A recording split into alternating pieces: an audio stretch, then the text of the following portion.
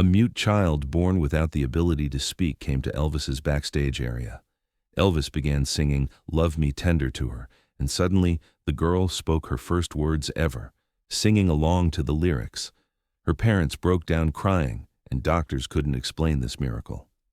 It was October 23, 1976, at the Riverfront Coliseum in Cincinnati, Ohio, and Elvis had just finished one of his most emotionally charged performances of the year.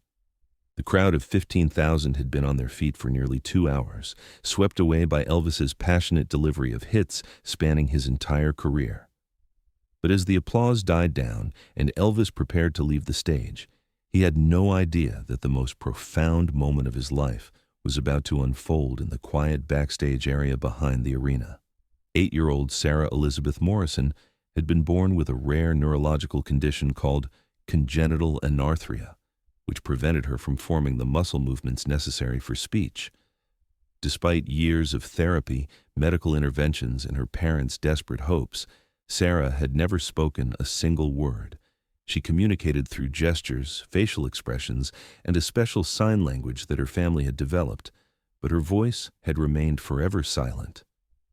Sarah's parents, David and Margaret Morrison, had saved for 2 years to afford tickets to Elvis's concert and the special backstage meet-and-greet package they had purchased through a charity auction.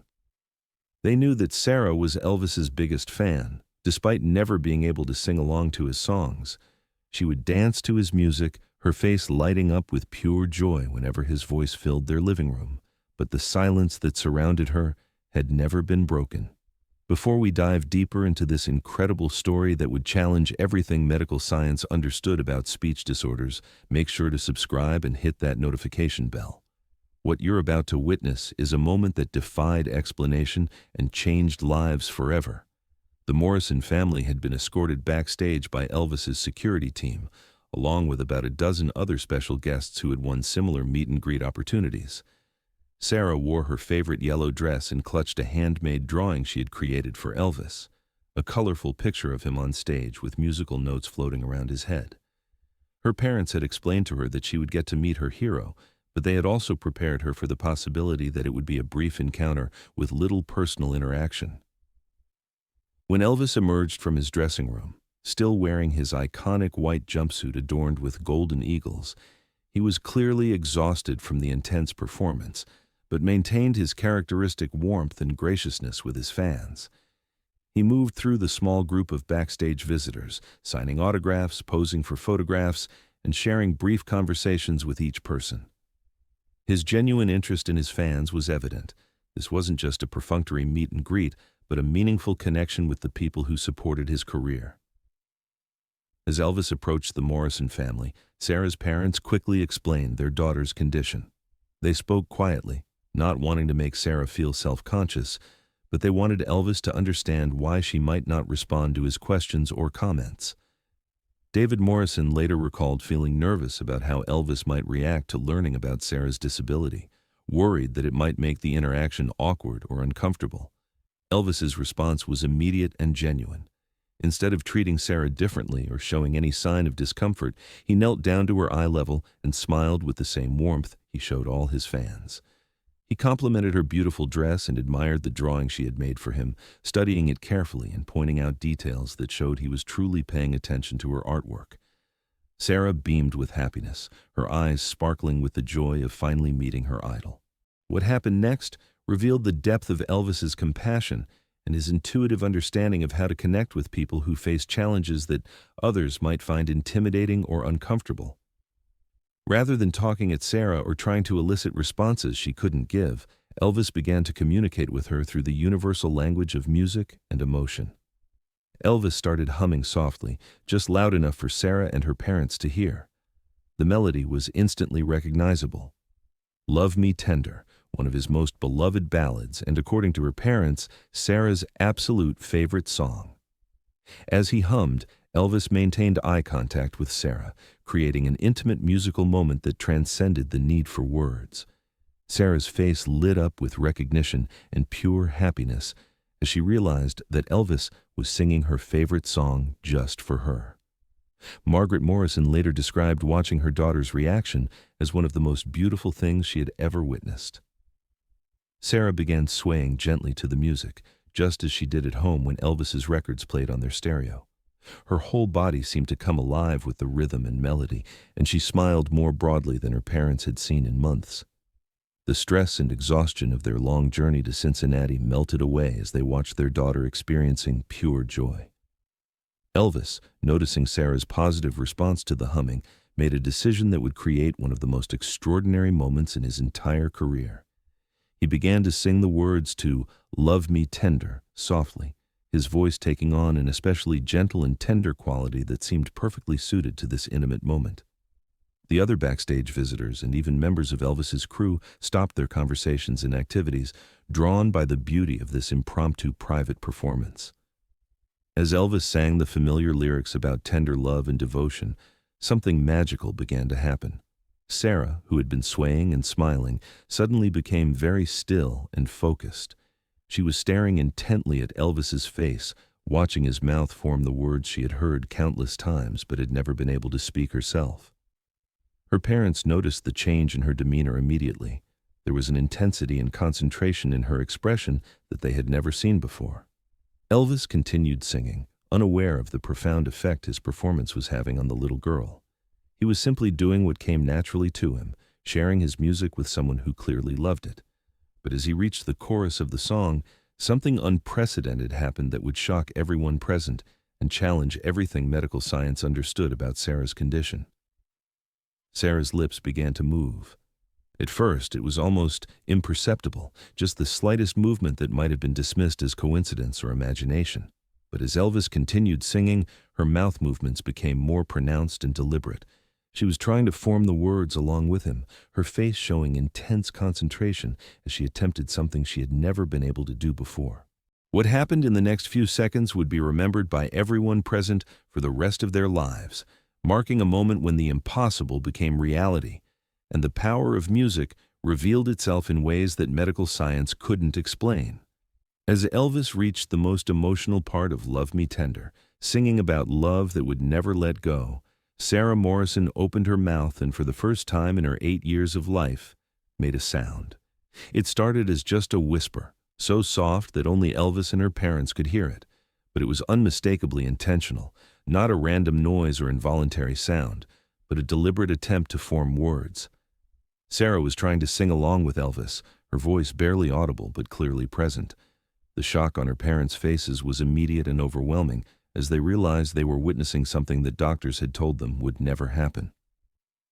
Elvis noticed the change immediately. His years of performing had given him an acute sensitivity to his audience, and he could sense that something extraordinary was occurring even before he fully understood what it was.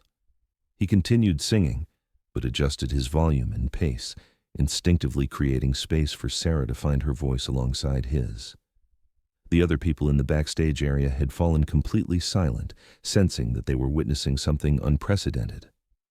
As Elvis repeated the chorus, Sarah's voice grew slightly stronger. The words weren't perfectly formed, her pronunciation was unclear, and her timing was off, but she was undeniably singing. The melody was recognizable, and some of the words were close enough to the actual lyrics that there was no doubt about what she was attempting to do.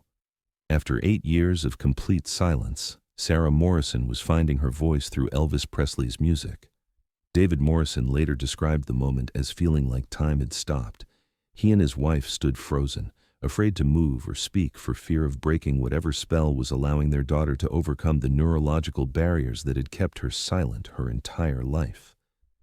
Tears began streaming down Margaret's face as she listened to sounds she had dreamed of hearing since the day Sarah was born.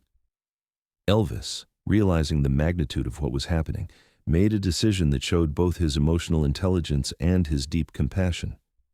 He gradually softened his own voice, allowing Sarah's tentative singing to become more prominent. He was essentially handing over the spotlight to this little girl who was experiencing the miracle of finding her voice for the first time. The role reversal was profound. The king of rock and roll was becoming the backup singer to an 8-year-old child who was discovering she could make music. As the song continued, Sarah grew more confident. Her voice remained soft and somewhat unclear, but it was definitely present and definitely intentional. She was not just making random sounds, She was attempting to sing specific words and follow the melody that Elvis was providing.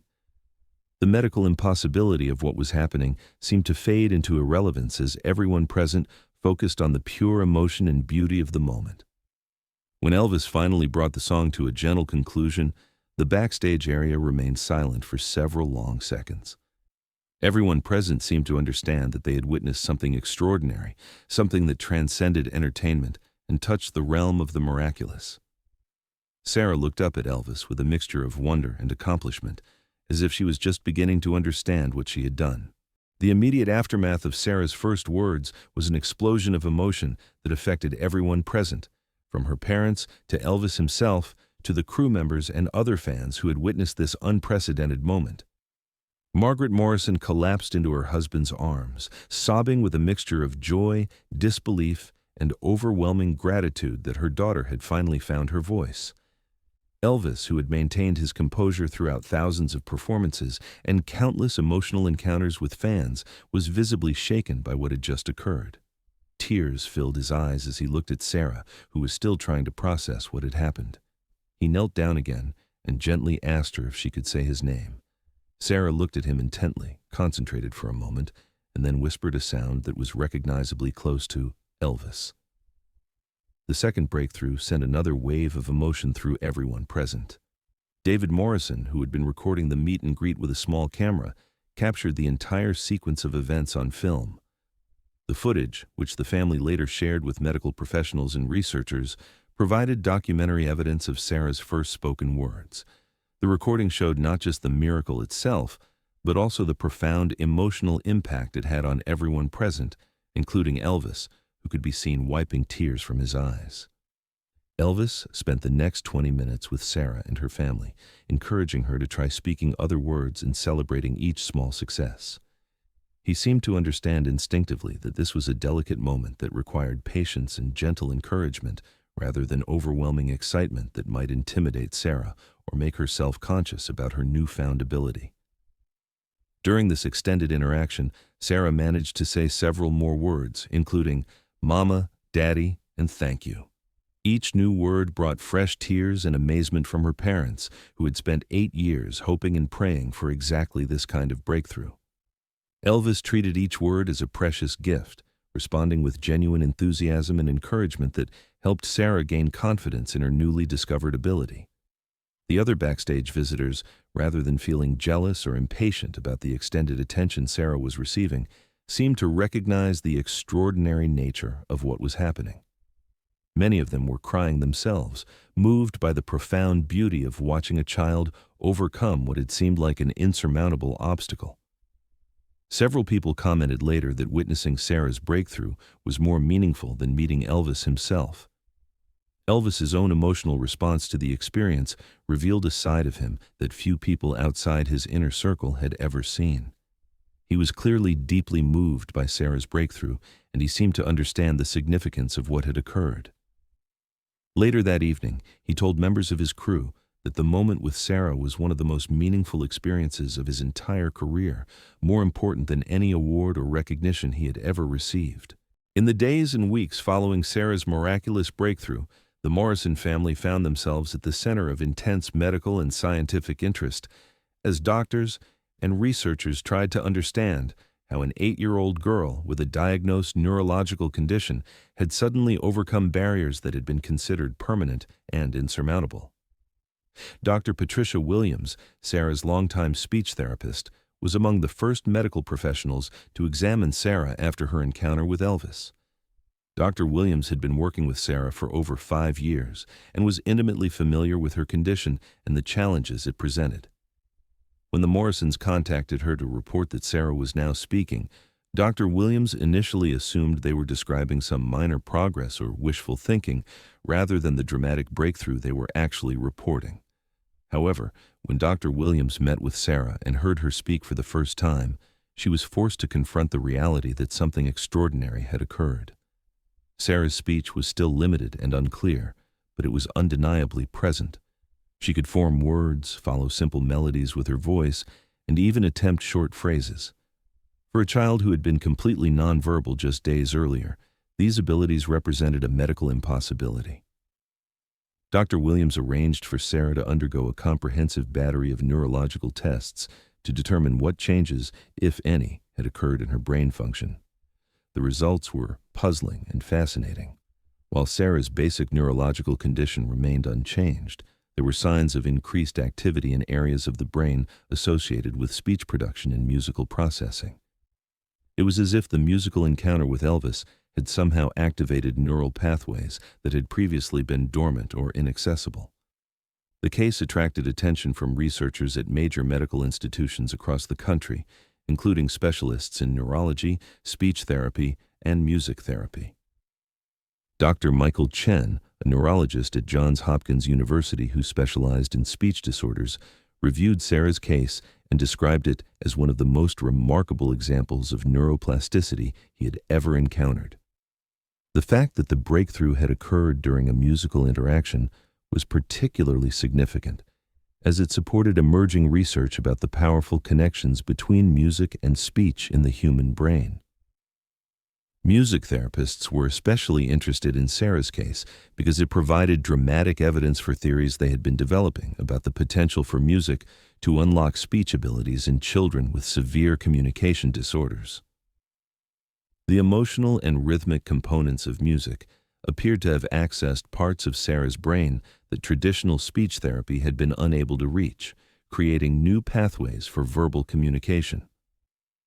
The scientific community's interest in Sarah's case led to increased research funding for studies exploring the connections between music and speech development. Her breakthrough became a catalyst for new approaches to treating children with similar conditions, with music therapy being integrated into treatment programs at hospitals and therapy centers around the world. The story of Sarah Morrison's miraculous breakthrough had profound and lasting effects that extended far beyond her own family and medical team, influencing approaches to speech therapy, music therapy, and the understanding of human potential in ways that continue to this day. For Sarah herself, the encounter with Elvis marked the beginning of a journey toward normal speech development that exceeded everyone's expectations. While her speech remained somewhat limited compared to other children her age, she continued to make steady progress in the months and years following her backstage meeting. Music remained a crucial part of her therapy, with singing exercises helping her develop stronger vocal control and clearer pronunciation. The Morrison family became advocates for music therapy programs in their community and beyond, sharing Sarah's story to help other families understand the potential benefits of incorporating music into treatment plans for children with speech disorders. They established a small foundation that provided funding for music therapy sessions for families who couldn't afford them, ensuring that other children would have access to the kind of breakthrough that had transformed Sarah's life. Elvis himself was deeply affected by his encounter with Sarah, and the experience influenced his approach to his career and his interactions with fans for the remaining months of his life. He began incorporating more direct interaction with children into his concerts and backstage meetings, and he spoke frequently about the power of music to heal and transform lives. He also made financial contributions to speech therapy research programs, though he typically did so anonymously. The documented nature of Sarah's breakthrough, captured on film by her father, provided researchers with valuable evidence about the potential for music to unlock hidden abilities in the human brain. The footage became a key piece of evidence in research studies and was used in medical schools to teach students about the unexpected ways that neurological conditions could be addressed through non-traditional approaches. Music therapy programs around the world began citing Sarah's case as evidence for the effectiveness of their approaches, leading to increased acceptance of music therapy as a legitimate medical intervention. Insurance companies began covering music therapy sessions for children with speech disorders, and medical schools started incorporating music therapy training into their curricula.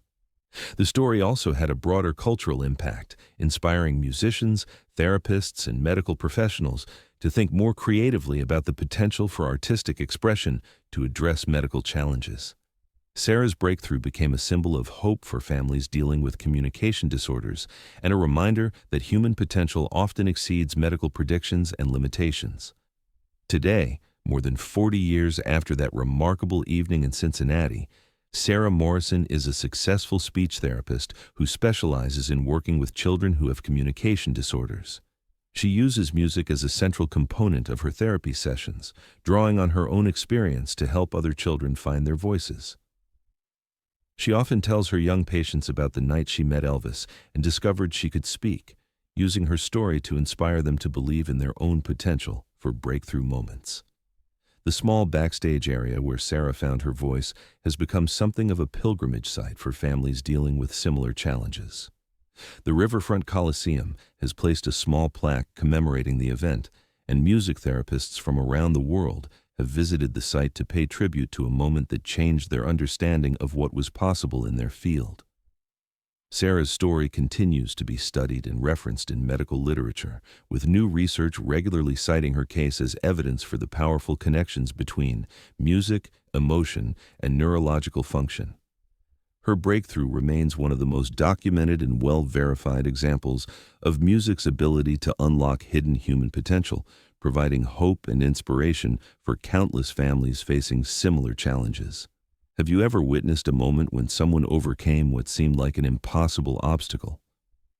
Sarah's story reminds us that human potential often exceeds our understanding and that breakthrough moments can happen when we least expect them. The encounter between Elvis and Sarah Morrison represents more than just a heartwarming story about a celebrity being kind to a disabled child. It demonstrates the profound power of human connection, the mysterious ways that music can affect the brain and nervous system, and the importance of approaching medical challenges with openness to unexpected possibilities. If this incredible story of music's healing power moved you, please subscribe for more amazing tales about the moments when entertainment became something much more meaningful. Hit that notification bell and share this video with someone who needs to be reminded that miracles can happen when we least expect them.